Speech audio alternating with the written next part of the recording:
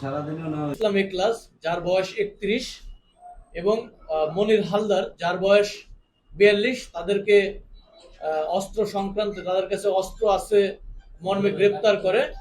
পরবর্তীতে তাদের দেয়া তথ্য মতে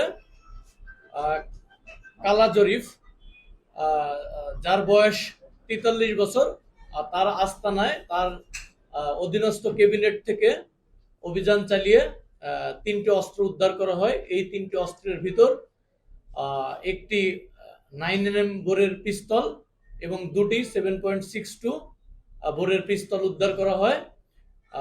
অভিযানকালীন সময়ে 12 রাউন্ড পিস্তলের গুলিও উদ্ধার করা হয়। উল্লেখ্য, কালা জরিফ সে একজন সন্ত্রাসী, চাঁদাবাজ, এবং তার নামে ঢাকা সহ বাংলাদেশের বিভিন্ন এলাকাতে চাঁদাবাজি, মাদক এবং অস্ত্র সংক্রান্তে 8টি মামলা রয়েছে।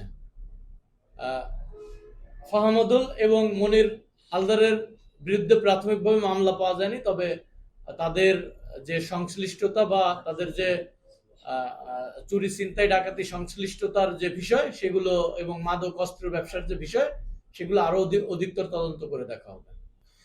দেখুন, সেই মামলাটি চলমান। তদন্তকারী কর্মকর্তা নিরপেক্ষ এবং সুন্দরভাবে তদন্ত করছেন।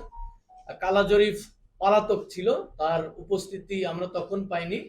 আমরা গোয়েন্দা তৎপরতায় আমরা পরবর্তীতে একটি ক্রস কানেকশন, একটি অস্ত্র মামলার যে কানেকশন আছে, তখন আমরা তাকে অস্ত্র মামলা, যে সমাজে অবশ্যই একটা পজিটিভ ইম্প্যাক্ট পড়ে। এটি সমাজে একটি দিক নির্দেশনা বা অনুশাসন যায় যে পুলিশ অস্ত্র উদ্ধারে তৎপর আছে এবং কোন সন্ত্রাসী, চাঁদাবাজি বা যে আইন, রাষ্ট্রীয় আইন নীতি আচার মেনে চলে না, তাকে অবশ্যই আইনের আওতায় আসতে হবে।